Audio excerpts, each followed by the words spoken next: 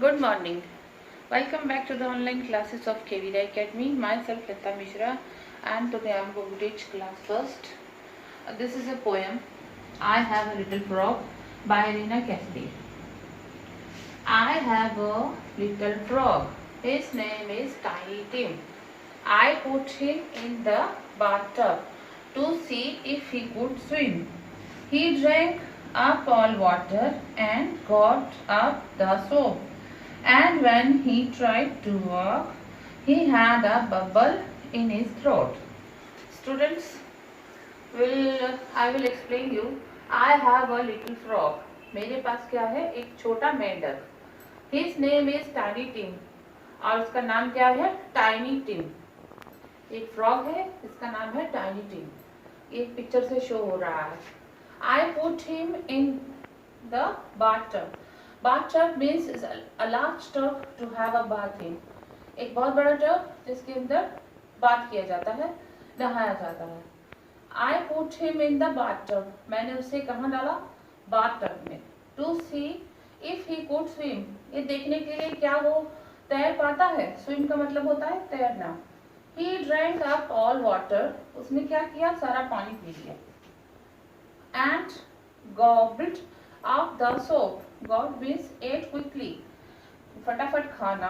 और क्या खाने लगा? Soap. And when he tried to talk, he had a bubble in his throat.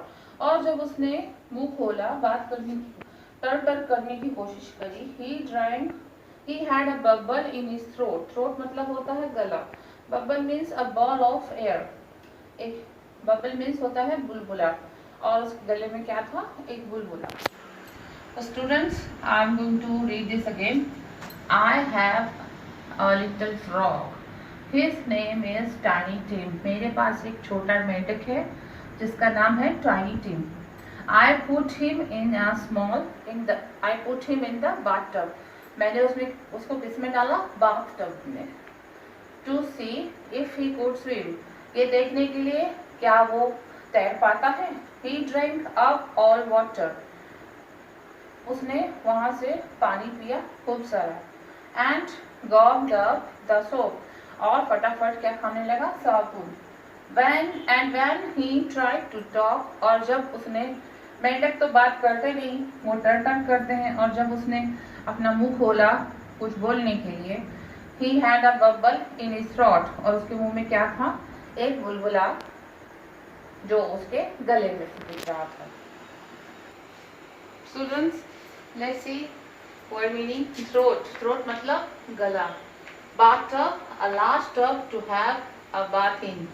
एक बहुत बड़ा टब जिसके अंदर बाथ लिया जाता है, नहाया जाता है. Swim मतलब तैरना. Got, ate quickly, फटाफट से खाना. Bubble, a ball of air.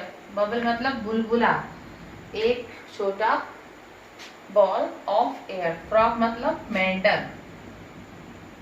फिर से देखिए, थ्रोट मतलब गला, बाथटब मतलब एक टब नहाने वाला, स्विम मतलब तैरना, गॉल मतलब एट क्विकली फटाफट से खाना, बबल मतलब बुलबुला, फ्रॉग मतलब मेंढक. Students, this is chapter 10. This is a story of a ant and the grasshopper. Okay, there was once a grasshopper who spent all summer singing and dancing. One day, while he was enjoying a lazy day, he saw the ants working hard, storing up food for the winter. There was once a grasshopper. एक समय की बात है. कौन था? एक grasshopper. Grasshopper means a leaping insect. एक insect का नाम होता है grasshopper. Who spent all summer singing and dancing. जो अपनी समर को कैसे स्पेंड करता था? समर्स में सिंगिंग करके और डांस करके. One day while he was enjoying a lazy day, he saw the ants working hard.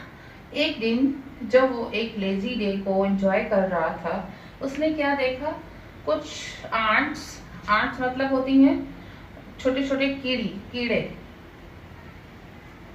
जो कि बहुत हार्ड वर्क कर रही थी। कि क्या कर रही थी? Storing. Storing means setting aside अ फूड। क्या स्टोर कर ले जा रही थी? खाना। For the winter. कब के लिए? सर्दियों के लिए। When next paragraph, now students come to next paragraph.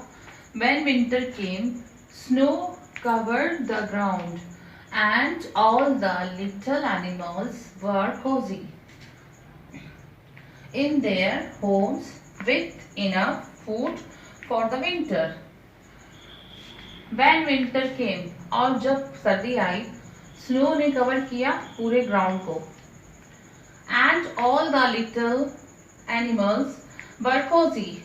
Cozi means होता है वार्म एंड कंफर्टेबल, और जितने भी छोटे जानवर थे वो गर्म थे और अपने घरों में कंफर्टेबल थे, आराम से थे।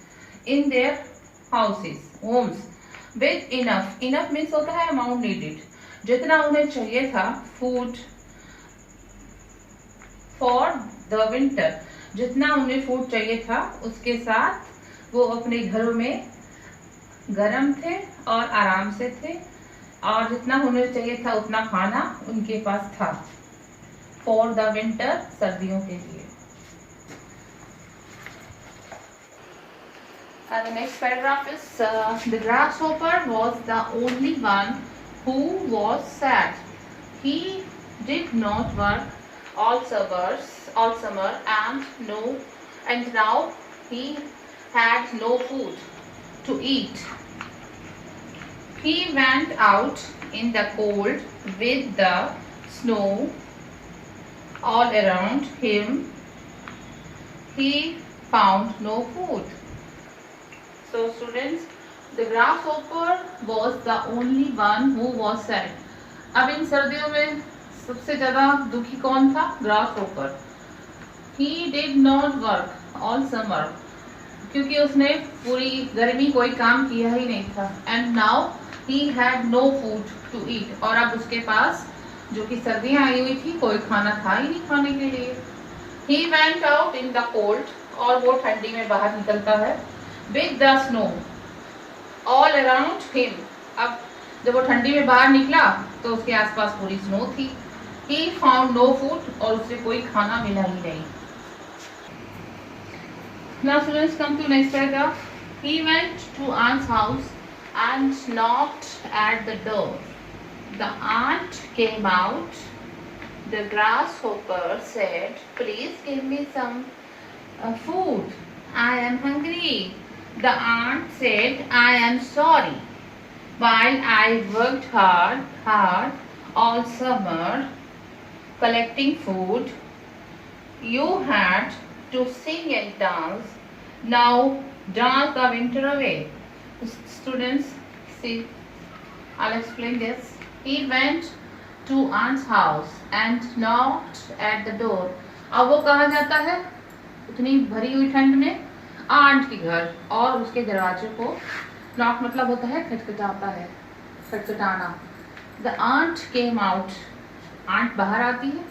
The grasshopper said, ग्रासहोपर उसे कहता है, "please give me some food, मुझे कुछ खाना दे दो प्लीज। आई एम हंग्री, मैं बहुत भूखा हूँ। हंग्री मतलब होता है भूखा। अब वो उससे खाना मांगने आता है क्योंकि उसने पूरी गर्मी कोई काम किया ही नहीं होता है। The ant said, "I am sorry", ant उससे बोलती है, "आई एम सॉरी, मुझे माफ करो। व्हाइल आई वर्कड हार्ड, मैंने तो बहुत काम किया पूरी गर्मी में। कलेक्टिंग मतलब होता है गैदरिंग, और अपना खाना मैंने, गैदर मतलब होता है जुटाना, अपना कलेक्टिंग मतलब होता है जुटाना। और आंट बोलती है कि मैंने पूरी गर्मी अपना खाना जुटाया। You had to sing and dance, और तुमने क्या किया? डांस किया और गाना गाया। Now dance the winter away, अब डांस करो कि सर्दी भाग जाए, जब तक सर्दी चली न जाए, और तब तक तुम नाचते रहो। ये आर्ट का कहना था। तो इस स्टोरी से हमें सीख मिलती है, काम टाइम पर करो और सब कुछ सही होता है। जैसे कि आंट ने किया, आंट छोटी थी ग्रासहोपर से, और उसने पूरी गर्मी मेहनत से काम किया और उसकी सर्दी अच्छे से बीती। Thank you students.